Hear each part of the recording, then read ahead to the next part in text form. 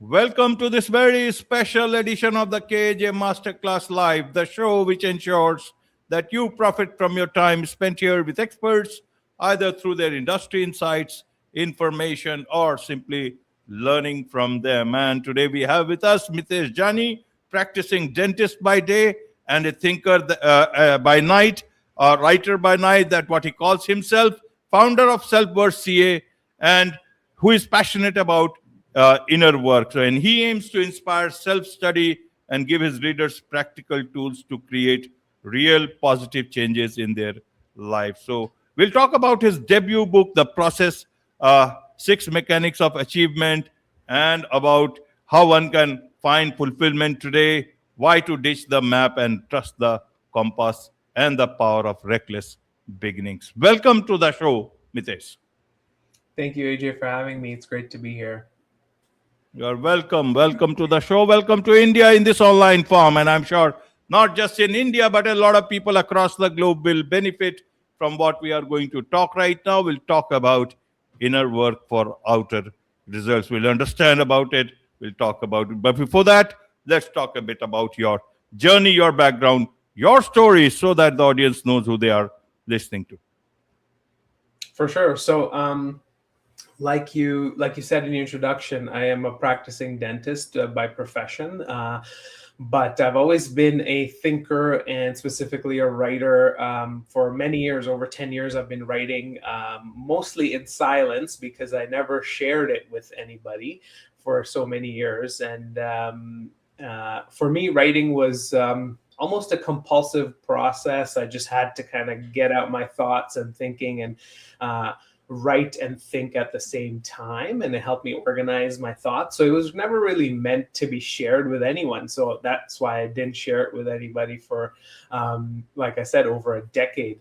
But I, like everybody, graduated from school and I got busy with doing business and in my career, progressing one step to the next. And eventually I found myself in a spot where I wasn't really as fulfilled, and maybe there was some burnout setting in, and it happens to so many people. And I think for me, it was COVID. The time of COVID, that was a turning point because we had to shut down our dental clinics and we're sitting home for a couple of months. And maybe that was the first time I truly revisited all the things that I had written down over the years. And I was sort of really moved by what I read because of two things. Is one was I realized there's so much value in what I had written, and if I just shared it with people, there's bound to be people that would benefit from it. And number two, I realized I really liked to do it, and I hadn't been doing it for so long because I was so busy with everything. And so those two things made me, kind of really buckle up and write my first project, which is my debut book, The Process, which again, is out now. So I'm really happy to say that. Absolutely, absolutely. Mitesh, will come down to the book also. We'll understand it better through your words and understanding. But first, let's understand for the audience is what is it that you are trying to tell the audience with what you are saying, with what you are doing? For sure. So, like you see, my brand or my mission is all surrounding self-worth, right? Selfworth.ca is my website because I've always been an only child, so no siblings or anything. So I've always developed slowly a habit of self-reflection, self-observation, and self-evaluation. And that always turned me, whenever something happened out there, a circumstance or an interaction with a person, it always turned my spotlight inward for myself. And I always looked inward, trying to take responsibility for what was happening in my life or how people were coming and entering my life. And that sort of sparked the passion for what I call inner work. For me, inner work is just about engineering your inner workings in a way that you can best cope with living and life. And in a way that you're still able to find joy, contentment, and confidence in yourself, no matter what's going on outside of yourself. So that's inner work for me. And I always struggled to put a word on what exactly is that inner work builds within you. So I always thought if you do any kind of work, it's got to accumulate somehow. And what is that word that kind of encapsulates what inner work builds? And after a lot of thinking, it one day just came to me in the shower, actually, and it was self-worth. So self-worth for me is just the inner metric that stores all the inner work that you do. And so that's kind of what my whole mission is surrounding, is to help people build self-worth. And my first book just kind of talks about one of the ways to build self-worth, and I hope to do more work in helping people realize their own self-worth. Absolutely. First, to understand, when you talk about inner work for outer results, the world that we are living in, Mitesh, is, the outer world is impacting a lot of us from inside. And the way it is impacting, we are hardly able to actually meet ourselves what we are in reality. How do in today's time, how should they understand the inner work impacting outer work? How should they look at it, even give it a try? Is there a scope, or is there not a scope at all? Then we'll come to the other topics that you talk about. Sure, yeah. So I talk about something called the inner process in my book, and I start off with that concept because you're right. We are always so focused on the outer results and trying to measure things. So every time you're out trying to achieve a goal, you're always trying to measure it with some metric, right? Whether it's a dollar number or weight lost, number of pounds, or whatever it may be.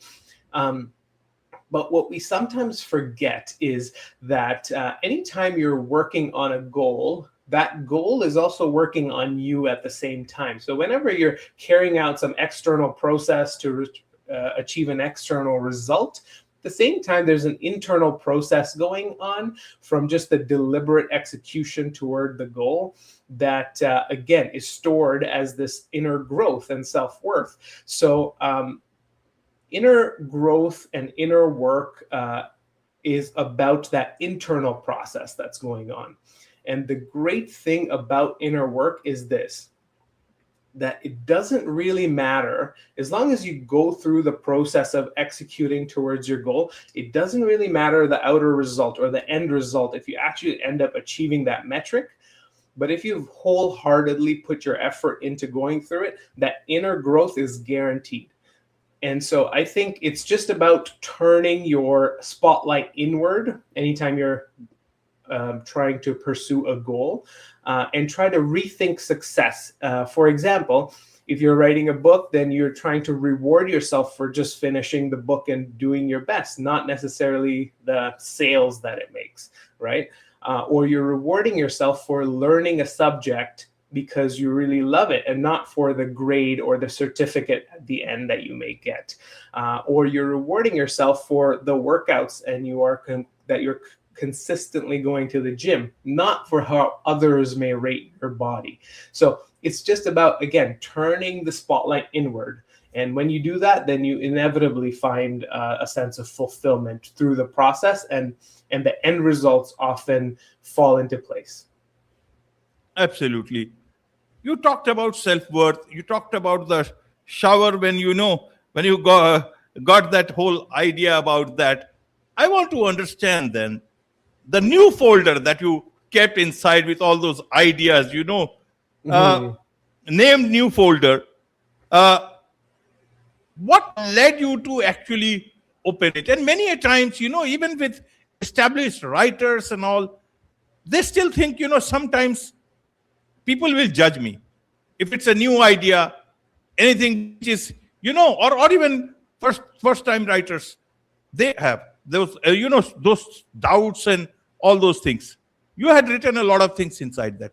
What gave you the confidence that this is something the world would want to know, that culminated in the book, The Process, Six Mechanics of Achievement. Help us understand your mind at that, so that others also, not maybe not the book, but so many ideas that they may have, which they are ginger about taking forward, but can evaluate in this whole, new way of learning, that yes, there can be something out of it. At least I have got that confidence, I have got that self-worth to look at it positively. Absolutely. That's a great question, because I think it applies to so many people today. Like I said, for me, it was just having that burnout situation and being alone during COVID, sitting at home for so long, that triggered it. But what happened is I realized that there's a lot of value that I had built with all these writings that could help so many people. And I loved to do it, number two. So it was a good combination of, I'm able to provide value to others while I truly love doing it, and I don't necessarily need to get paid for it to be able to want to do it. That's what kind of made me drive forward and keep going and write the book.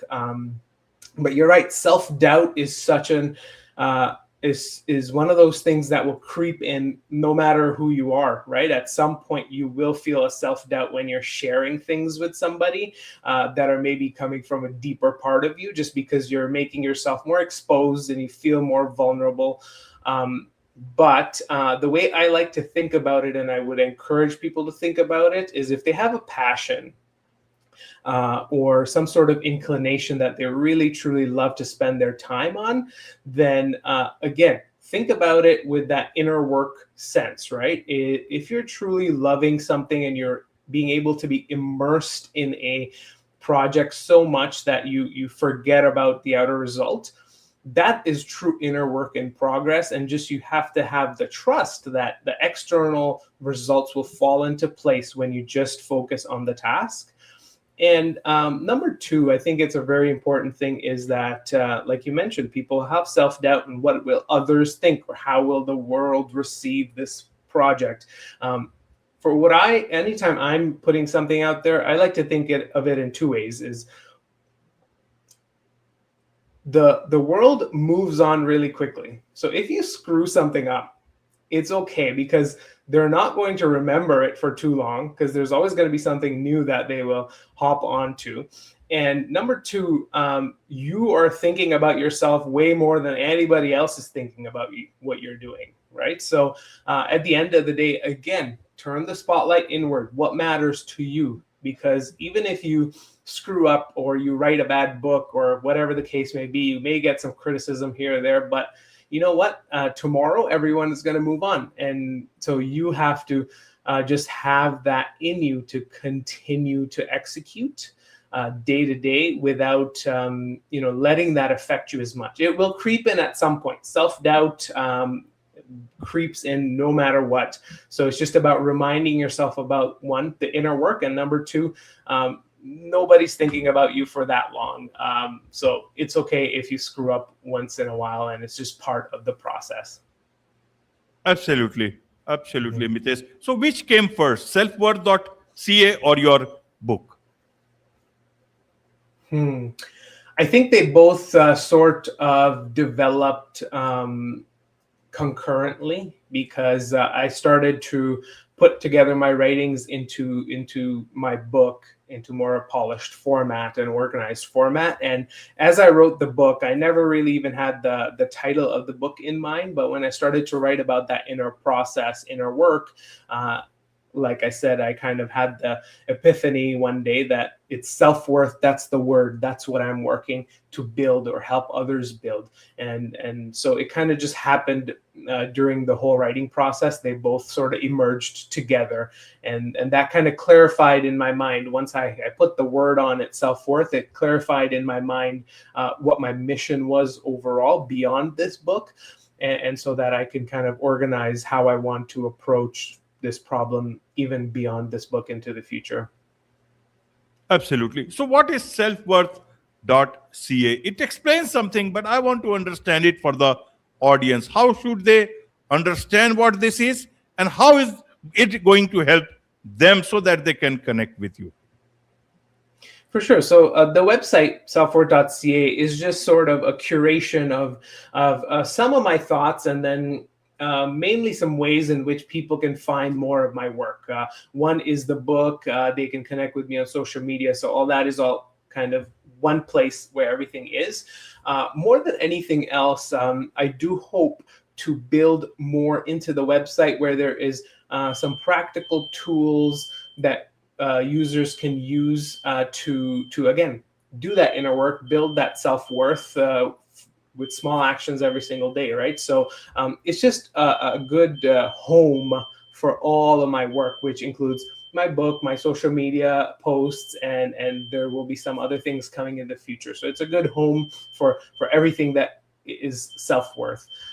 So that's what the website is kind of meant for. Absolutely. Now let's come to the book, The Process: Six Mechanics of Achievement. Who is this book for? So I wrote this book for two main core audiences. Number one, it's that young person who just came out of school.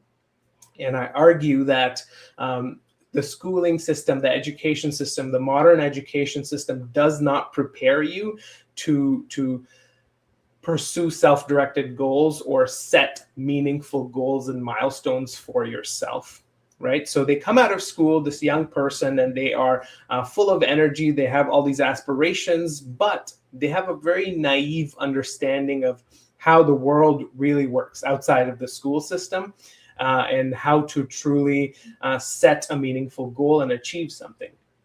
Number two is the other core audience is the person in the midlife crisis.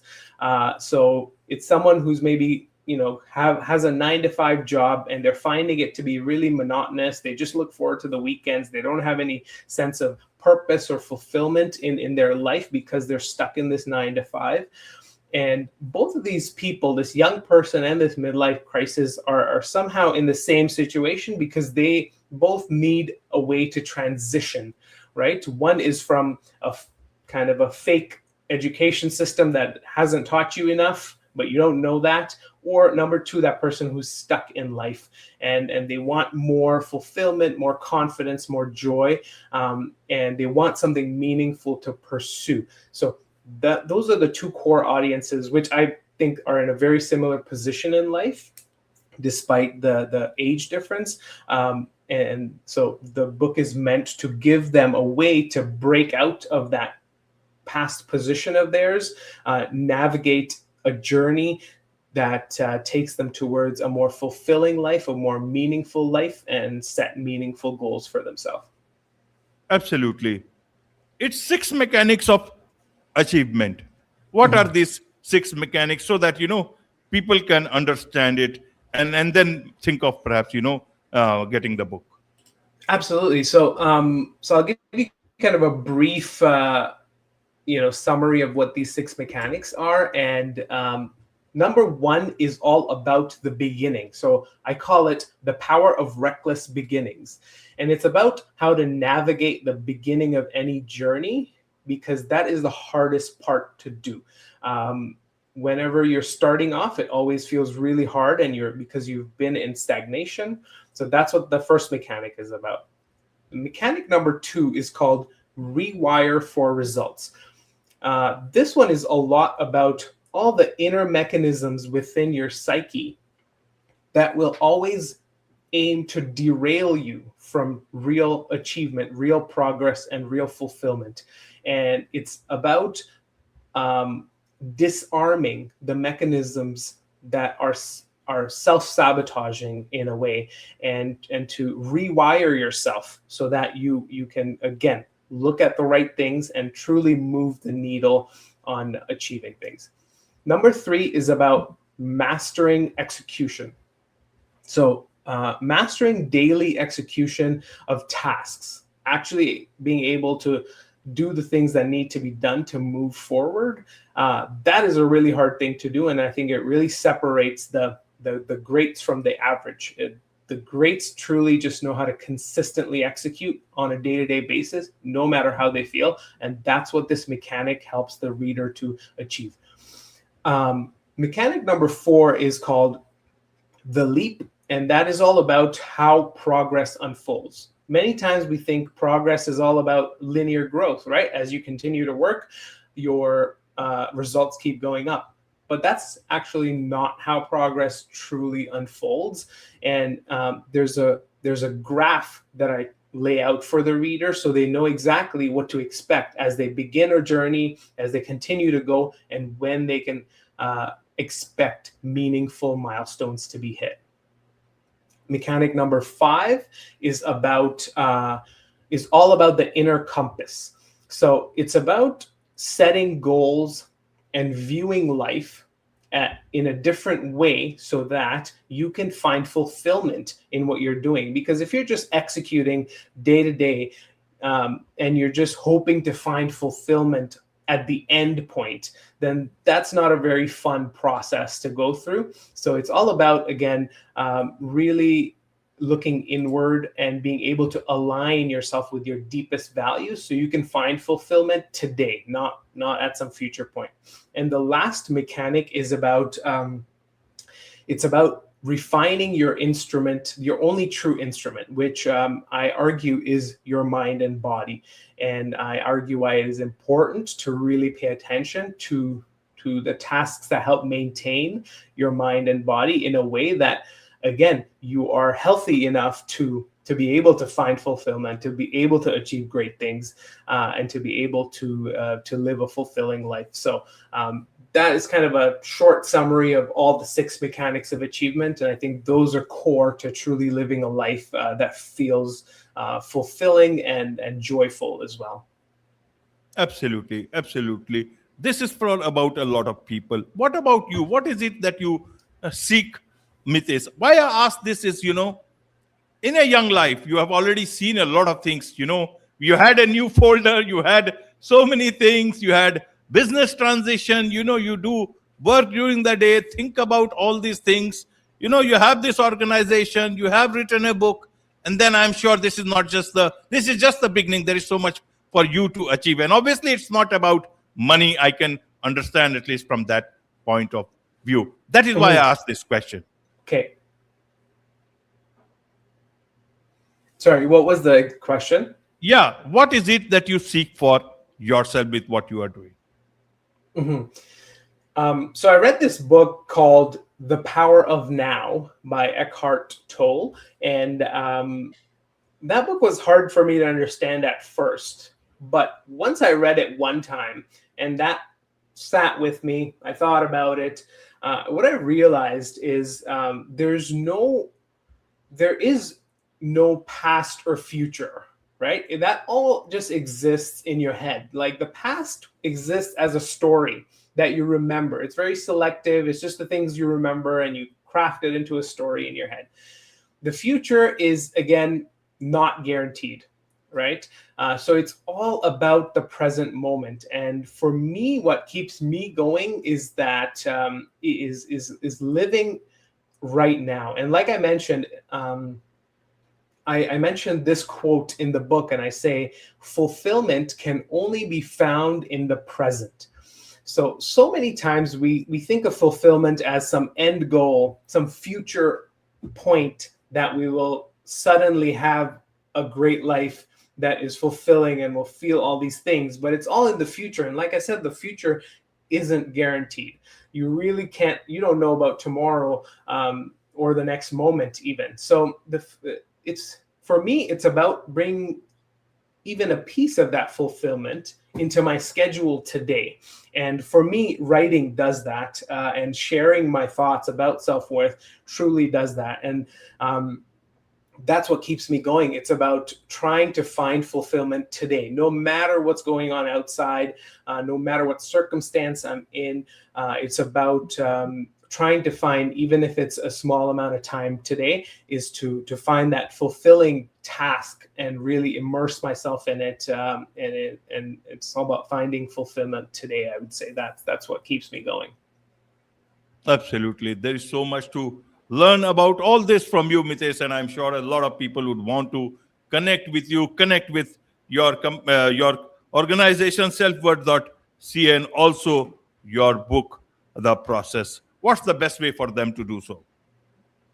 So, like I said, my website is a great home for everything that surrounds my work. So, selfworth.ca is where you can find anything. If you're ever confused, just go there and you can find my social media. Instagram and Twitter are the two that I'm active on. I try to post things regularly, and links to buying my book or more information on exactly what my book entails.